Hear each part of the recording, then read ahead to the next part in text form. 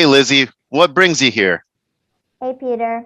So I'm having some trouble with somebody I live with, and I really, really need some advice.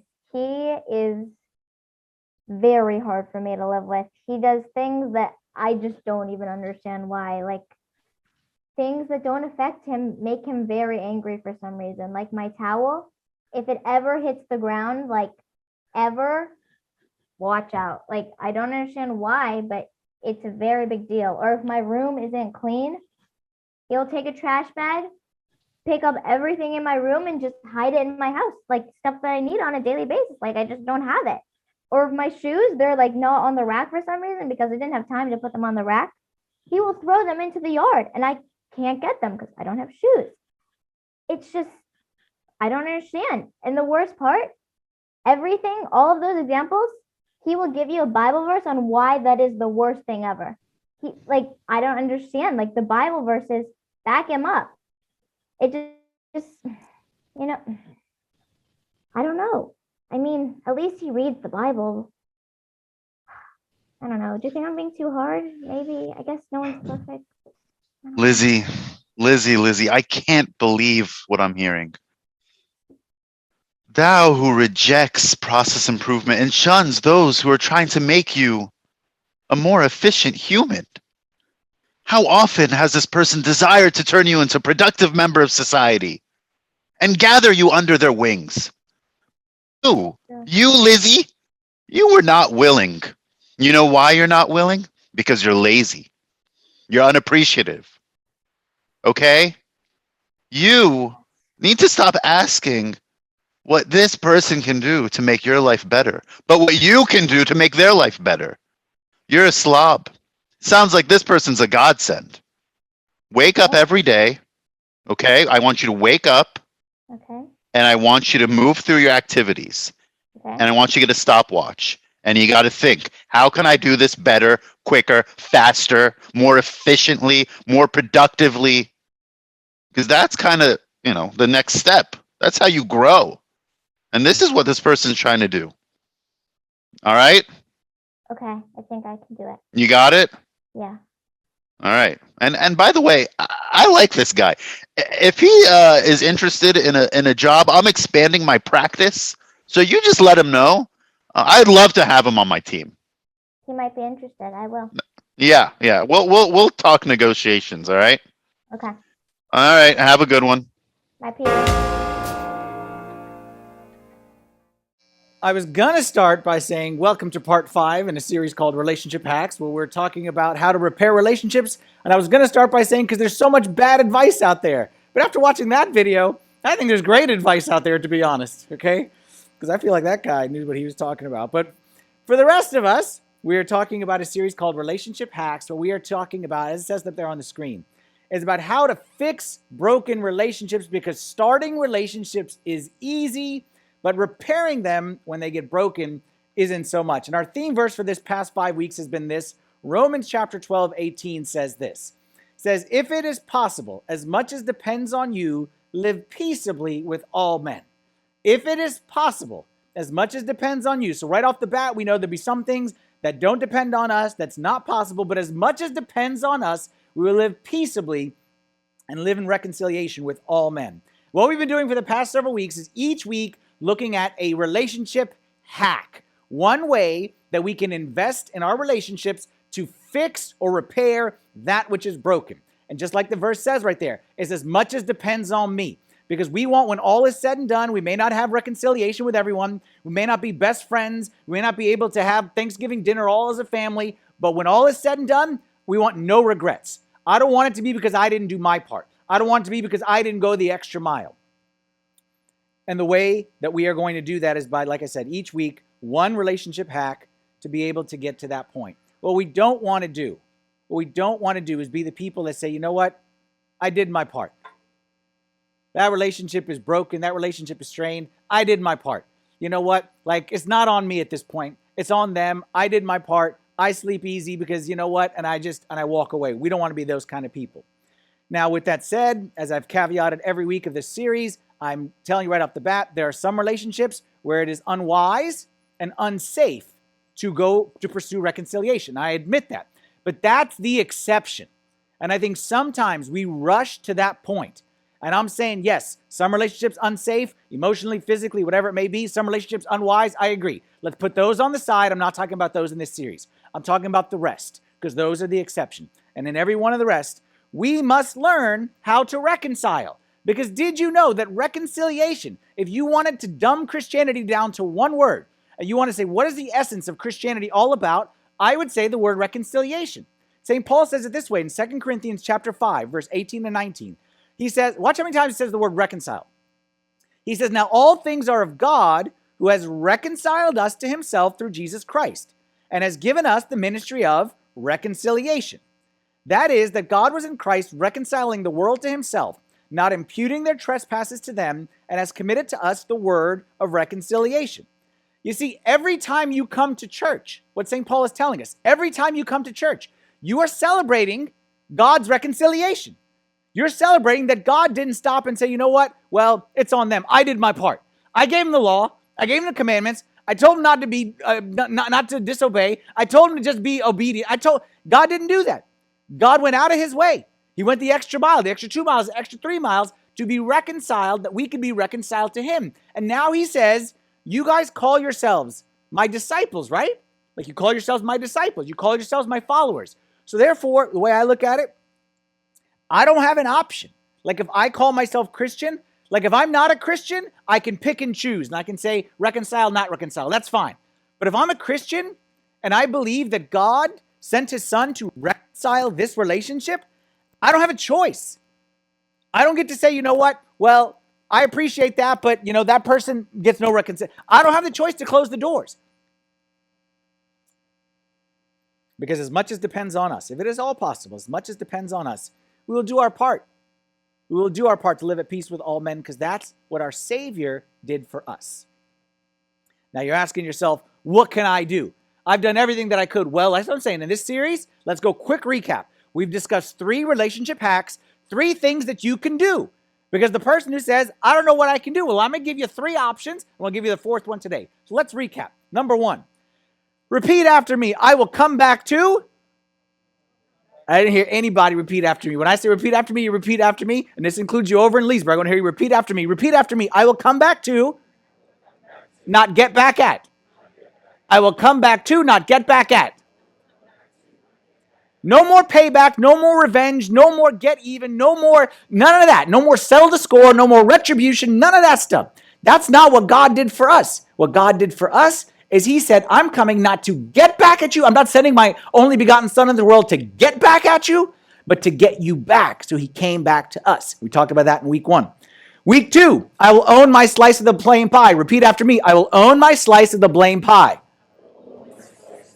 Again, I will own my slice of the blame pie. It will always be easier. The lazy approach is just to blame the other person. It's their fault, or it's because she didn't, or it's because he said, or because she forgot. That's easy. That's lazy. That's not us. We're going to go the next step. We're going to examine ourselves, and we're going to see maybe 90% is their fault, and I admit that. But let's talk about that 10%. Once you say 90% is their fault, you're admitting that there's something that you may need to apologize for, something that you may need to correct, something you may need to repent for in front of God. And I got news for you, as we discussed in this a couple weeks ago. If I want the other person to do that which I myself am not willing to do, then I am a hypocrite. That's the definition of hypocrite, is when you want others to do something that you yourself are not willing to do. And if we want others to take their slice of the blame pie, we want others to admit their wrongdoing, and we're not willing to do the same, we're hypocrites. Last week, relationship hack number 3, repeat after me. I will give up my old stories. Again, I will give up my old stories and replace them with generous explanations. I will give up my old stories and replace them with generous explanations. We are not animals. We are not dogs and cats and lions and bears. Those animals, when they have a feeling, they act on it, and there's no control. They're hungry, they eat. They're thirsty, they drink. They're scared, they run. We are not animals. We have a rational soul, and we have a mind, so we can make decisions that impact the way we feel. So we can choose, and we must choose, to get rid of our old stories, the stories that we keep telling ourselves about what she did and what he did and why they did it, and then we invent the motivation. I'm sure she meant, and every time we tell the story, it gets a little bit worse for them and a little bit more victim for us. They get a little bit more villain, we become a little bit more the poor innocent guy. We're going to give up those old stories, and we're going to replace them with generous explanations. And generous explanations, the way we talked about this last week, if you missed it, go catch up on YouTube. We're going to ask ourselves a simple question. When I am tempted to go ballistic on that person for whatever they did, the person who didn't say hi, the spouse who came late, the child who the room is well, leave the child with messy room. That one's okay. But other than that one, when I'm tempted to go crazy, I ask myself a simple question. Is there a plausible reason? Is there a plausible reason why an intelligent, caring, and decent human being would act this way? Is there a plausible reason why I didn't get this promotion? Or is it they must be out to get me and they're chauvinist and they're whatever it is? Is there a plausible reason why my husband didn't come home on time? Or is it that he doesn't care about me, he doesn't care about the family, my mother was right the whole time, I shouldn't have married? Is there a plausible reason before we jump to he's a monster, he's the worst, she's no good, she never cared? Before we jump to that, is there a plausible reason why an intelligent, decent, caring human being would act this way? Just as one more note on this one before we get to today's relationship hack. There's a book, if you're really interested in this subject, it's called Healing the Angry Brain by a PhD guy whose last name is Ephron. Healing the Angry Brain. And he talks about what happens to us when we obsessively retell ourselves the stories and we think of the hurts and the rejections and the betrayals and we just keep telling ourselves that story. We don't make generous explanation. We just keep telling ourselves the same story. And he says this quote. He says, even though the offense is long over, people keep thinking obsessively about what happened, and every time the memory comes, they feel re-injured as if they are being betrayed in that exact moment. So what that says is that if somebody hurt me 10 years ago, somebody abandoned me, somebody betrayed me, somebody hurt me in some shape or form, every time I rethink it, every time I tell myself that story, I go through the same pain again. This could be a person who has moved on. This could be a person who's moved on to the next life. And you may hope there, but they may be. We don't know. And every time you tell yourself your story, what your father did when you were 5, or what your mother did when you were in middle school, or what your spouse did on your honeymoon, every time you tell yourself that story, you're feeling the same pain. You're walking through that same experience again. And that's why we talked about last week enough. Why am I going to let that person who hurt me yesterday continue to hurt me? I'm not an animal. I have a free will. I can make a choice. I will replace my old stories. I will give up my old stories and I will replace them with generous explanations. Okay, that was all recap. You missed any of that stuff, go get caught up, online, and you can watch them all on demand, and nothing better to binge watch, than The Well at STSA. That's the best binge. That's what we binge watch, right? That's where the term came from. But what we're going to talk about today, the final relationship hack, and we'll wrap up the series. I'll be honest, I didn't want to have to talk about this. This is one of those, I didn't want to have to go here. And my prayer and my hope is that today's message is completely irrelevant to you. That's my prayer. My prayer is that we finish here today and you say, I didn't know what he was talking about. I don't know who he's talking to. That's not me. This is an irrelevant message. That's my hope and that's my prayer. Then I will know everything is perfect. But for the sake of some of us, unfortunately, I have to talk about what we're talking about today. Because as we talked about before, the way these relationship hacks are working is each one, we're going to start with number 1. And if one solves the problem, we're good to go. If not, we got to get a little bit harder. And then if that doesn't work, we got to get a little bit harder. It's like when you have a problem with your back and you go to the doctor. He doesn't start you with surgery. He says, get a little bit of rest and take a little bit of aspirin. That solves it? Great. If not, come on back and let's do some physical therapy. That solves it? Great. If not, then we're going to have to cut you open and we're going to have to remove some stuff and inject some stuff or do whatever to some stuff. Well, that's what we're going to have to do today. For those of us that we heard number 1 and number 2 and number 3, and we said, you know what? We just can't. For those who say, I just can't get myself to own my slice of the blame pie. I just can't get myself to give up those stories. I just can't get myself to give up on vengeance and wanting to get even. I just can't. Then maybe you need relationship hack number 4, which says this. I will let go of my grudges, and I will forgive. Today we're going to go deep. And today we're going to talk about if you had a cancer inside you, that cancer kills you slowly, and you want to do your best to take it out of there. Well, I'm going to tell you something that is more dangerous and severe than cancer. And I know that's a bold statement because I know a lot of people have loved ones who lost lives, with cancer, and I do as well. But I promise you that in the end, if someone tells me they live their life with cancer, I would rather hear that than hear that I'm living my life with unforgiveness and bitterness and grudges. Because see, the cancer will show up on a scan and you can take some kind of action, but the problem with the unforgiveness, it doesn't show up on a scan. There's no x-ray for it. It doesn't show up. But it's a silent killer. And it will kill you spiritually, it will kill you relationally, and it will do so in ways that you will never even be aware of. But everybody else around you will be aware. Unforgiveness is one of those things that when it's there, you don't see it. You don't know it because you can justify whatever. But the people around you, they're bearing the brunt of it. And all they know is, I don't know whatever happened to him when he was young. I don't know what happened to her in the beginning of her marriage. But I don't want to be around them. Because all they do is bring that stuff up, and they don't even realize they're bringing it up. But whatever happened to them that they can't let go of, that's affecting other relationships. So your kids are eating it. They're eating the meal prepared by your unforgiveness. Your friends around you, they keep their distance from you because of this. And until we learn to get rid of the unforgiveness and the grudges, it's going to continue to affect us. And we will be unaware that it's inside of us that's causing the problems. So let's talk about forgiveness. If you want to win at relationships, this is the number one most important criteria. People ask me that. What's the most important thing to be successful in relationships, in my marriage, whatever it is? Number one criteria is forgiveness. Learn to forgive. If you don't know how to forgive, you will not be successful in any relationship. Because the bottom line is people make mistakes. It's inevitable. Your kids will hurt your feelings. They will tell you, I don't love you, mom, or I don't love you, dad, or whatever it may be. Your parents will make mistakes. And they will have done things to you that you will later discover have impacts on you in different ways. Your friends won't always be there for you. Sometimes they'll be busy. Your roommates might forget your birthday. Your best friend may have chosen somebody else to be her maid of honor or his best man or something like that. Hurt is going to happen. You got two choices in life. Choice number one is never have any deep relationship with any person. That's choice number one. Never get close enough to any person to let them hurt you. If you choose that that's not the route you want to take, and you choose that you do want to have relationships with people, you have to learn how to forgive. And it's a non-negotiable. The problem for most of us, we were never taught how to forgive. We were taught cold shoulder. We were taught smile, but never reveal anything deep inside. We were taught arm's length. Maybe we were taught even worse.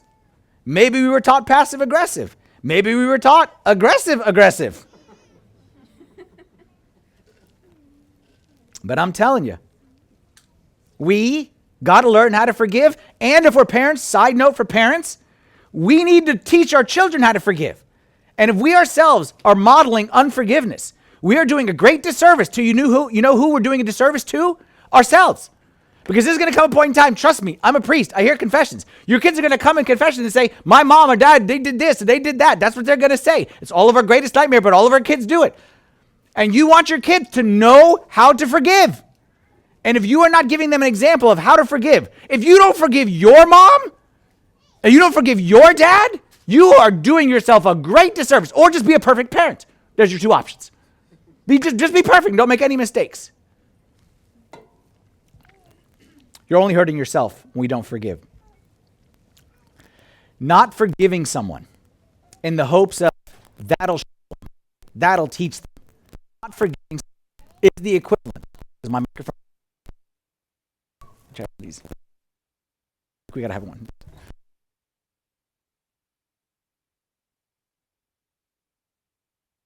Good.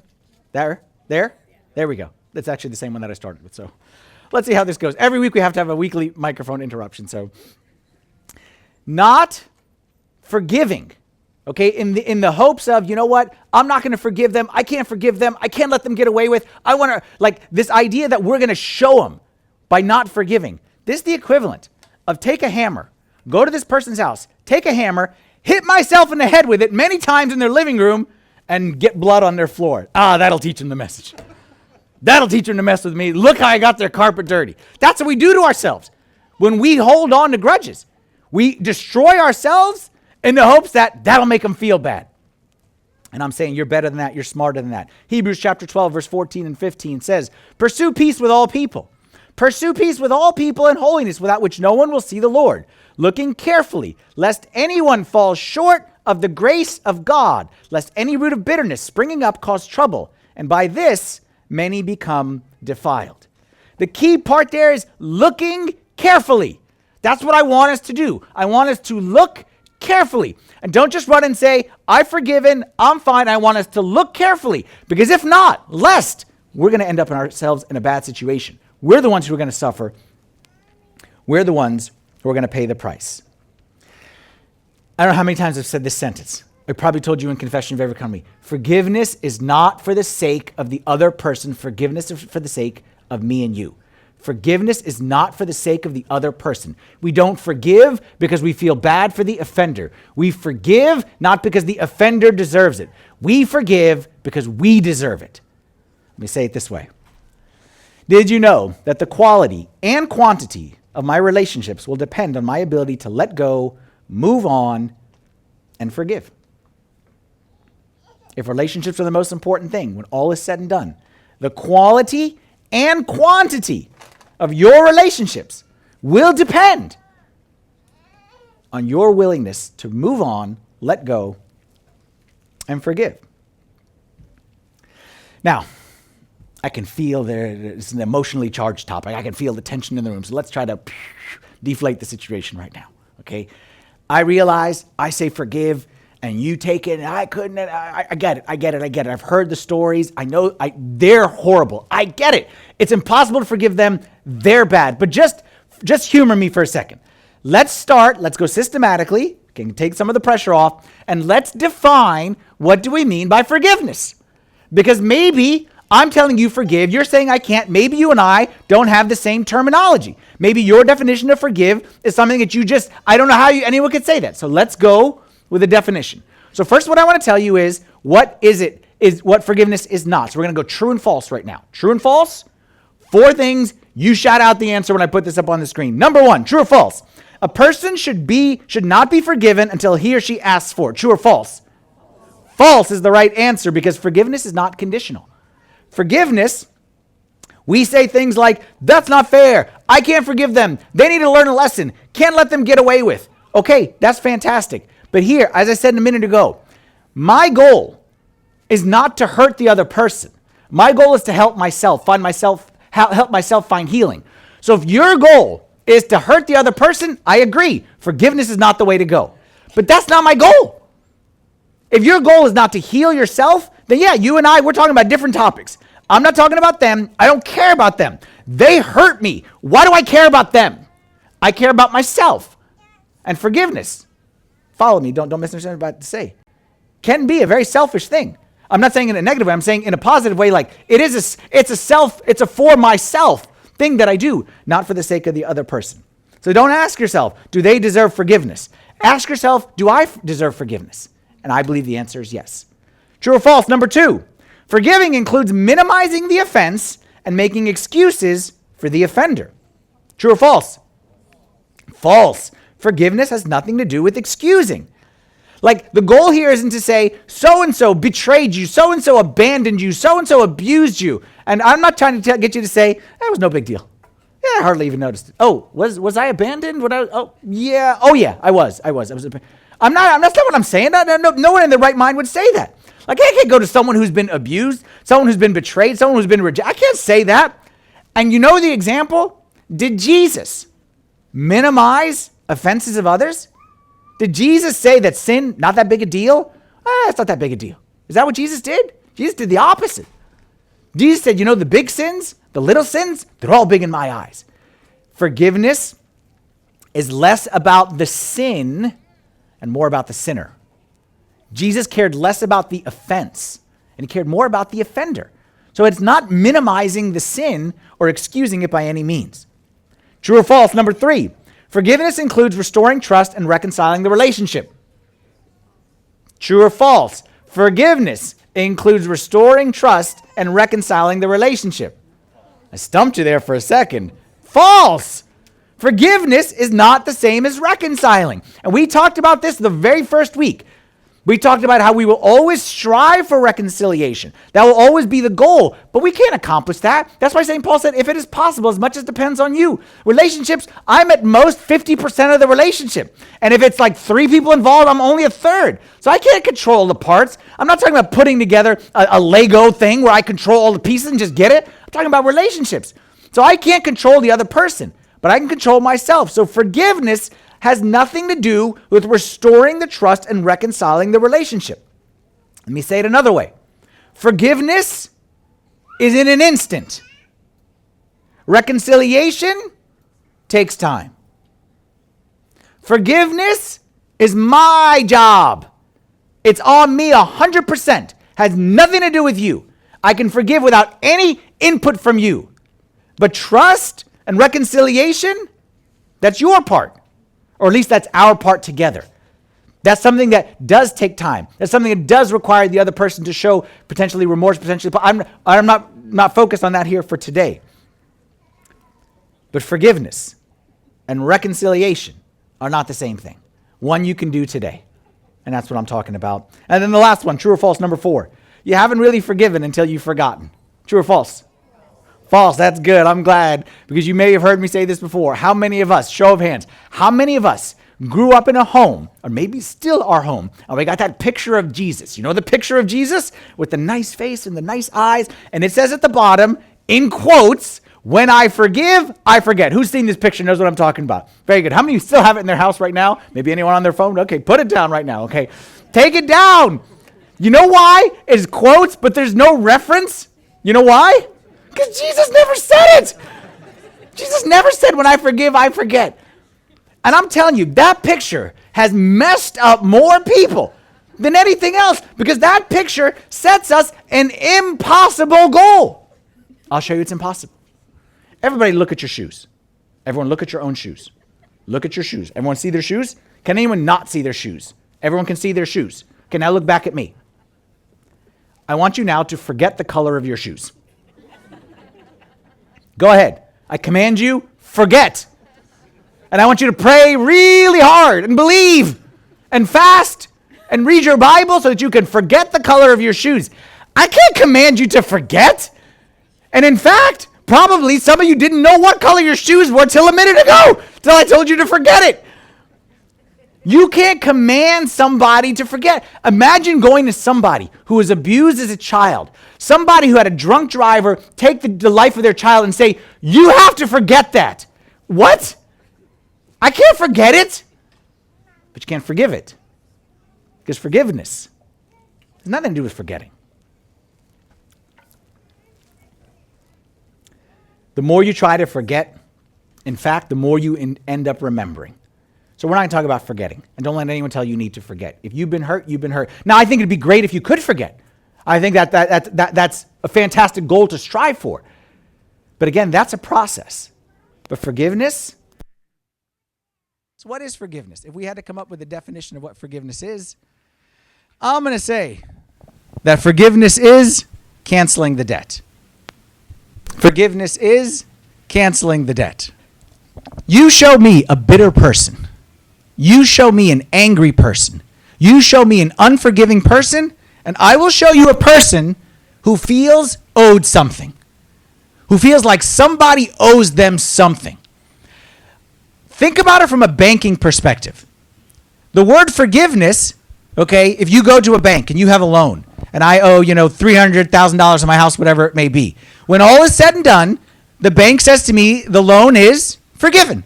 The debt is forgiven, which means that I no longer need payment from you on whatever it is that you owed me. Well, I believe we're going to do the same thing here when it comes to relationships. If we are not willing to forgive someone, it's because we believe that they took something from us and they owe us. So, for example, somebody gossiped about you. Somebody said stuff behind your back. They took something from you. What did they take? They took my reputation. What they did to my reputation was not right. They owe me. That boss who you're angry with because he didn't give me the promotion. He gave the promotion to somebody else. You feel like he stole my career and he stole my opportunity from me. Maybe a spouse cheats on you and you feel like what they stole from me is my security. I can never have security again. A parent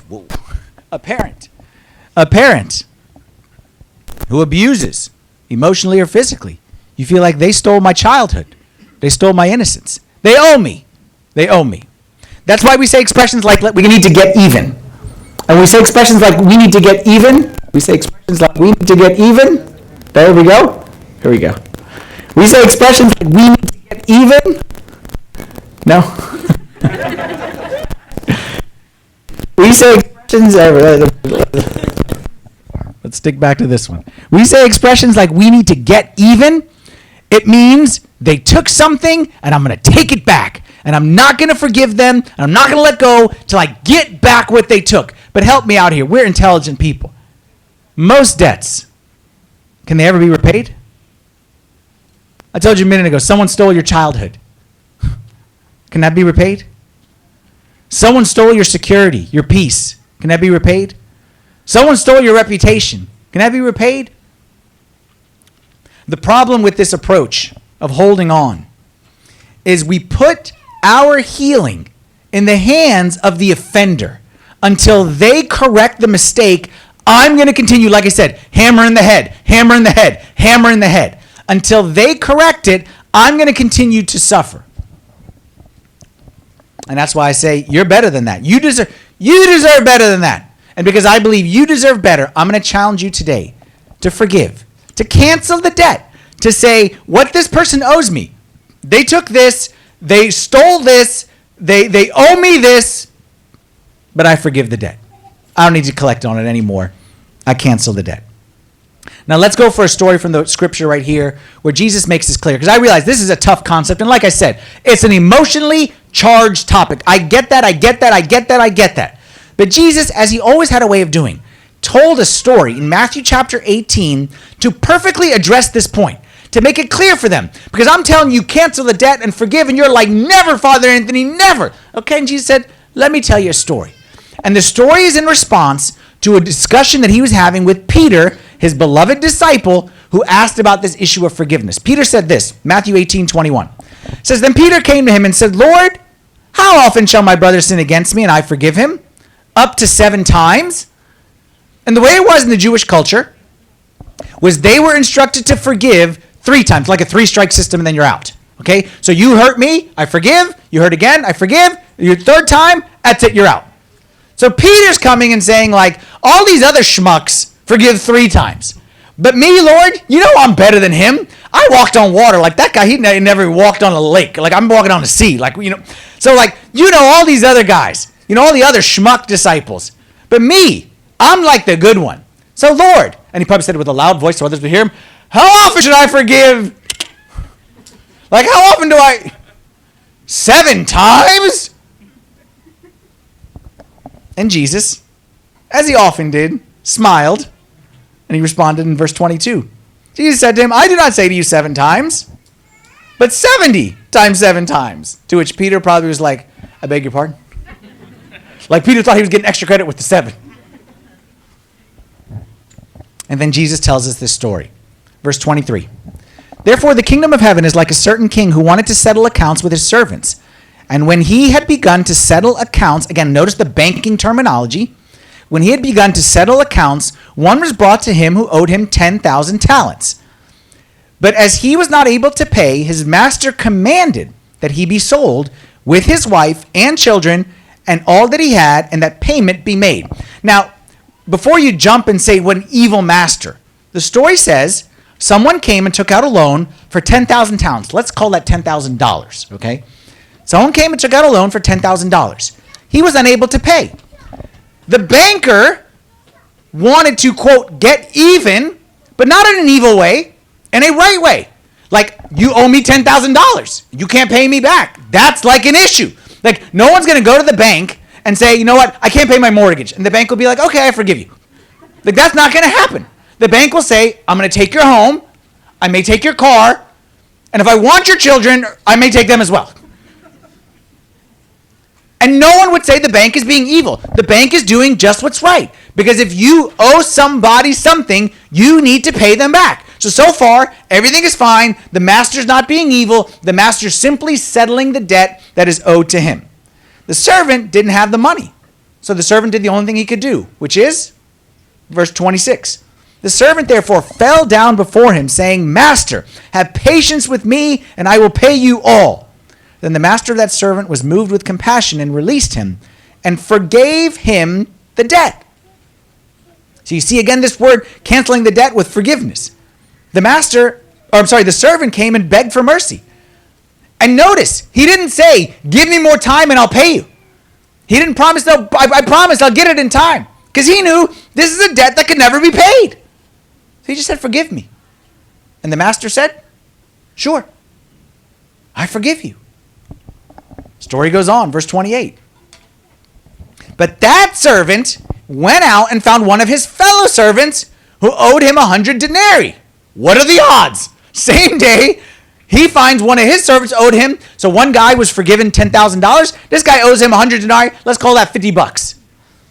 He owed him 100 denarii, and he laid his hands on him and took him by the throat, saying, pay me what you owe. Now, some of us, with the things that people owe us, we don't physically take people by the throat and say, pay me what you owe, but this is our mentality. This is what's going on inside of us. This is what we're feeling. You will pay me. And if we could take it by the throat, we would, but we don't. So we in our hearts, we're angry and we want payment, and you owe me and I deserve. And this is what this guy's doing. Verse 29.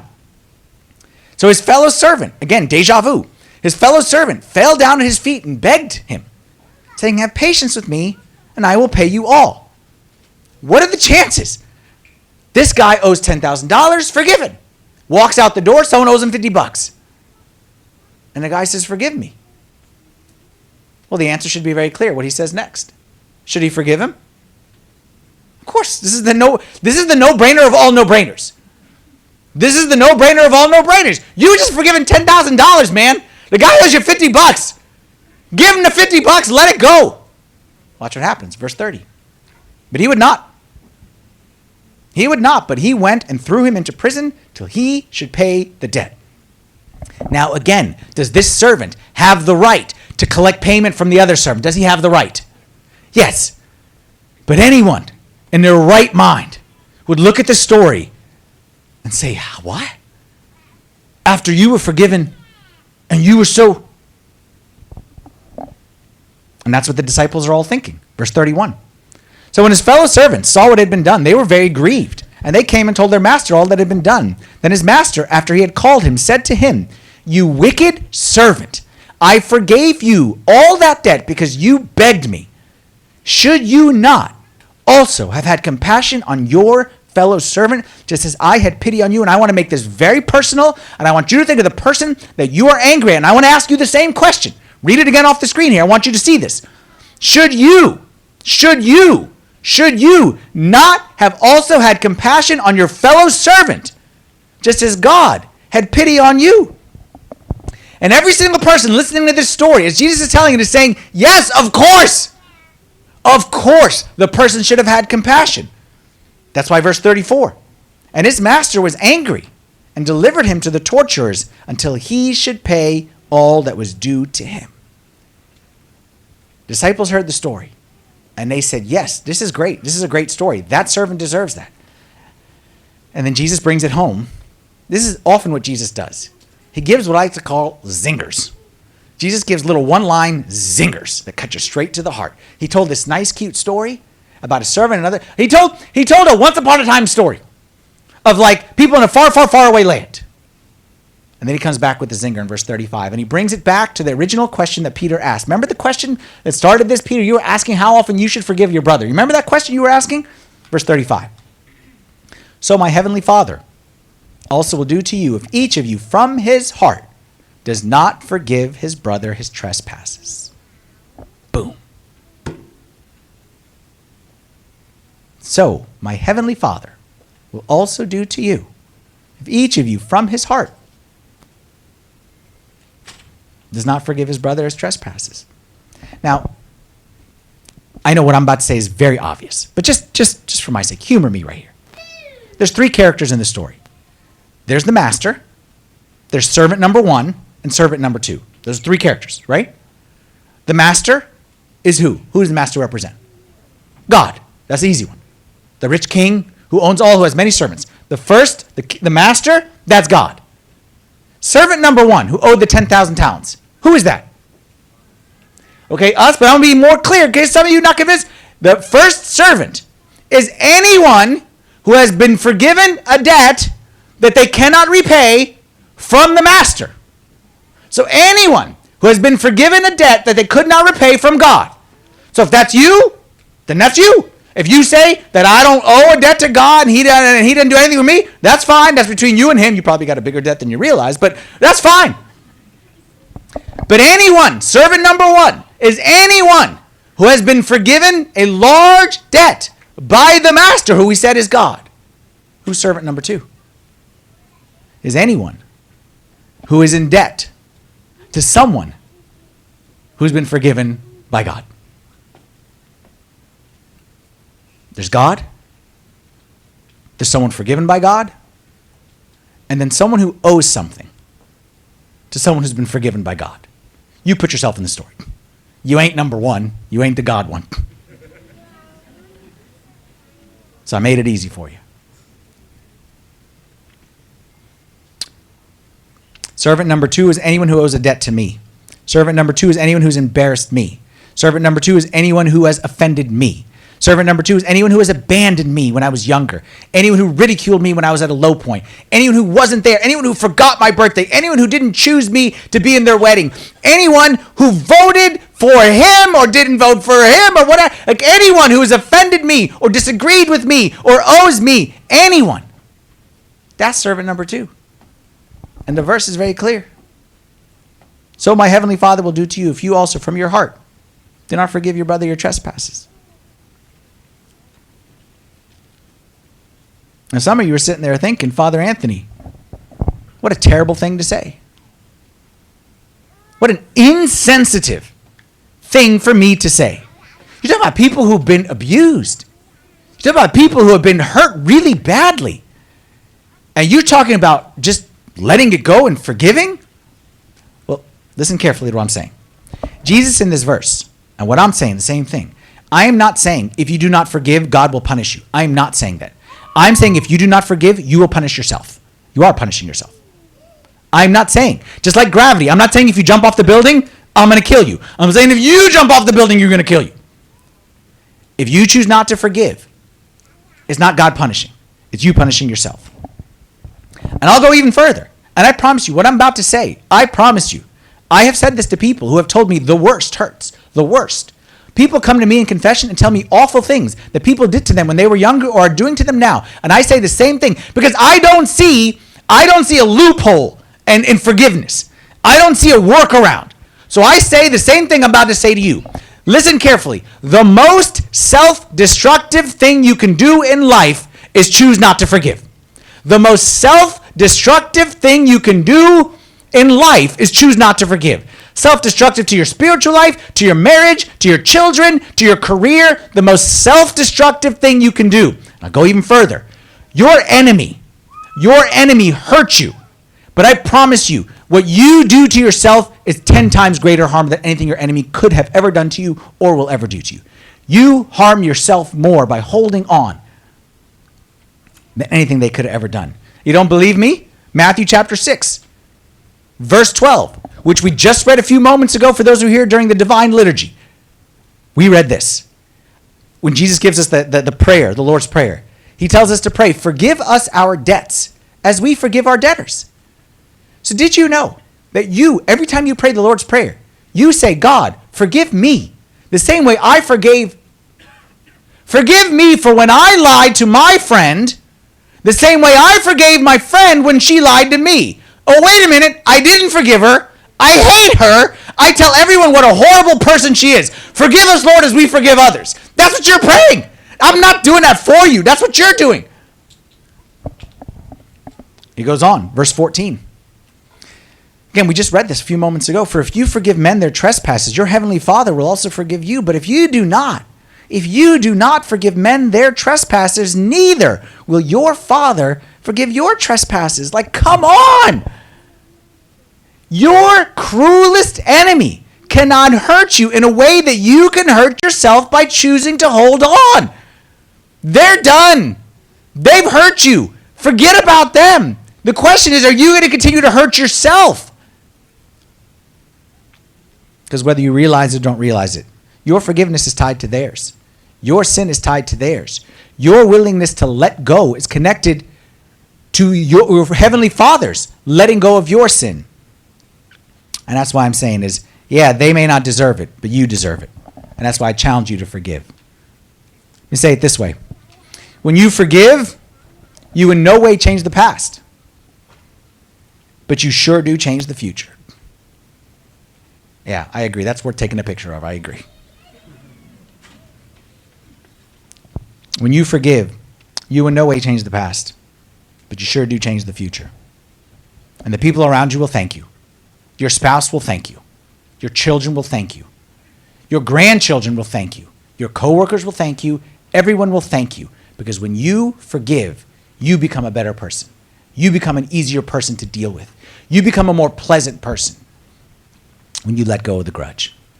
Now, last thing I want to do real quick, okay, is I want to talk about a how, a practical. And I've discussed this before, so I'm going to go through this real quick, but I'm happy to discuss this with anyone afterwards who feels like, okay, Father Anthony, I'm in, I want to forgive, but I don't know how. So I'm going to go through a 4-step process. This is a good thing, is I'm emotionless, so people are like, you don't understand, but the good thing about having an emotionless priest is he can break anything down into 4 easy steps. So that's like a good thing. So there's positives and negatives. Let's go 4 easy steps, and this is going to be the opposite of what most people think about forgiveness. Call me crazy. Most people think when it's forgiveness to just go away, run away, don't think about it, don't whatever. I actually believe the opposite. I believe when there's a grudge, when there's a bitterness, when there's anger, I want to face it head on. So I'm going to do this. Number 1 and number 2 steps go together. Number 1, identify who hurt you. Number 2, determine what they owe you. Identify who hurt you and determine what they owe you. So I want to go to the specifics.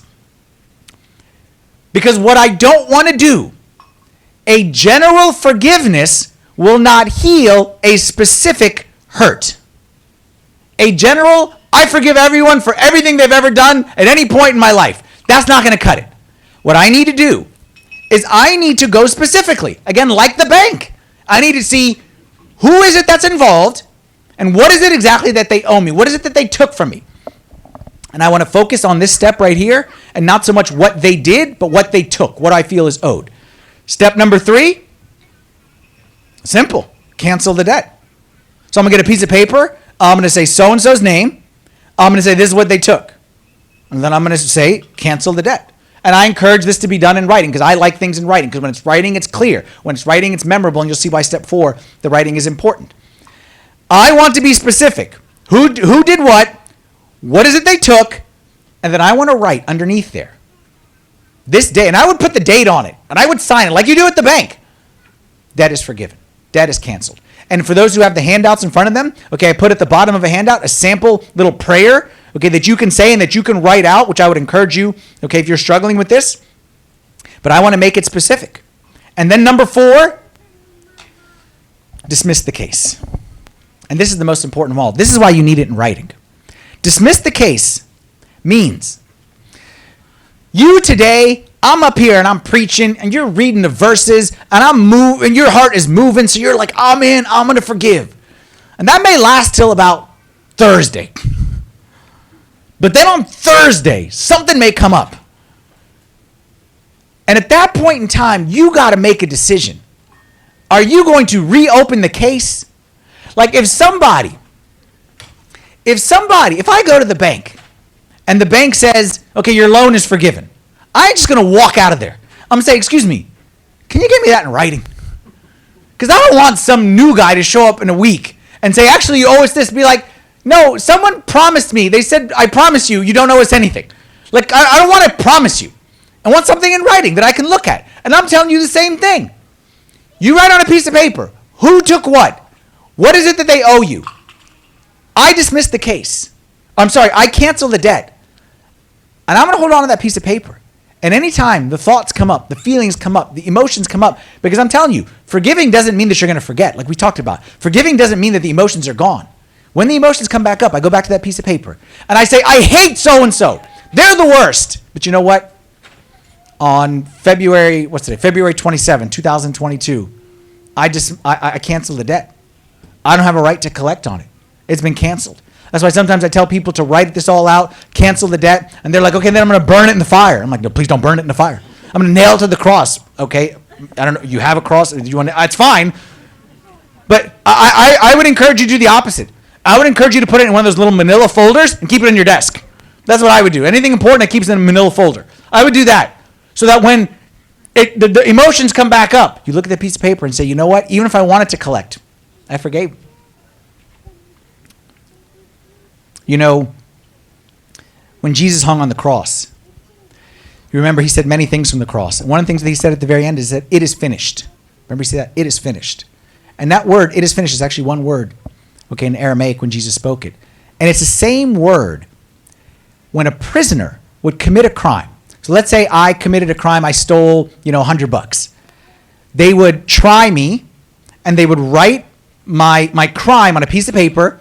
Father Anthony stole $100, and they would write the sentence on there, prison for a year, whatever it is. And I have a little piece of paper, and then I would go to the prison, I would serve my year, and then on my way out, they would take the same piece of paper, and they would stamp it with one word.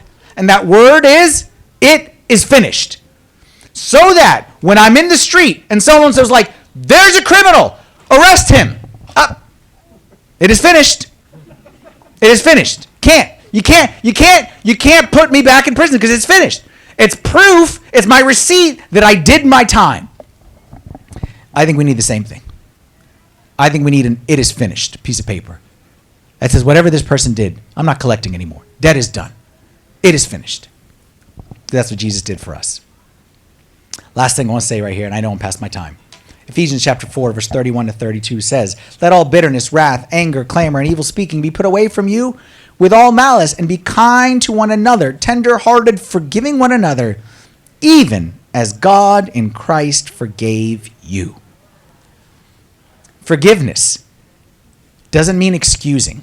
Doesn't mean reconciling. It doesn't mean you're BFFs again and you start watching football games. That's not what none of that stuff means. What forgiveness means is not letting them win. Forgiveness means letting me win. Forgiveness is not they deserve it. Forgiveness is I deserve it. Forgiveness means I'm going to stop letting yesterday's hurts affect today's relationships and tomorrow's future. Because I deserve better. And I bet you, even as God in Christ forgave you, I bet you, when Peter heard the story from Matthew 18, I probably heard that story and he's like, that's tough. Then I bet you Good Friday came along and he saw Jesus on the cross and he heard Jesus say, Father, forgive them, for they know not what they do. And I bet you something in Peter's head clicked. Now I get it, Lord. Now I get it. Now I get it. As you see him up there, innocent, forgiveness. Now I get it. Because in the shadow of my hurt, forgiveness feels like a decision to reward my enemy.